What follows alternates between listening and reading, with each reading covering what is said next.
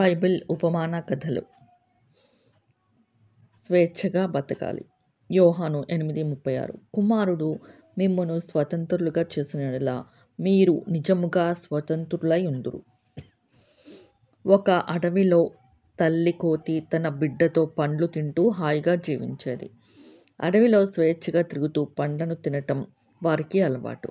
ఒకరోజు పిల్ల కోతి బయట ప్రపంచం ఎలా ఉంటుందో తెలుసుకోవాలన్న ఆసక్తితో తల్లి కోతి కన్ను కప్పి ఊరికి వచ్చింది. పెద్ద మేడలు, రోడ్లు, వాహనాలు, మార్కెట్లోని పండ్లను చూసి ఉత్సాహపడింది. ఇక్కడే ఉంటే బాగుంటుంది అనుకునుచుండగా తల్లి వచ్చి మందలించింది. కానీ పిల్లకోతి పట్టుపట్టి పక్కనే ఉన్న చెట్టు ఎక్కింది. కొంతసేపటికి మార్కెట్ పండ్లలో ఒక దాన్ని తీసుకొనుచుండగా షాపు యజమాని కర్రతో కొట్టి గాయపరిచాడు. భయంతో పిల్లకోతి తల్లిని ఆశ్రయిస్తూ, అడవిలో ఎన్ని పండ్లు తిన్నా ఎవ్వరూ అడ్డు చెప్పలేదు. ఇక్కడ ఎందుకు ఇలా అంది. తల్లి కోతి, అడవిలో అందరికీ సమానమైన స్వేచ్ఛ ఉంది, కానీ ఇక్కడ స్వార్థం ఎక్కువ.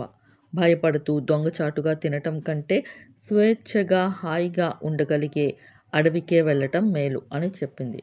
ఈసారి పిల్లకోతి మారు మాట్లాడకుండా తల్లితో అడవి బాట పట్టింది.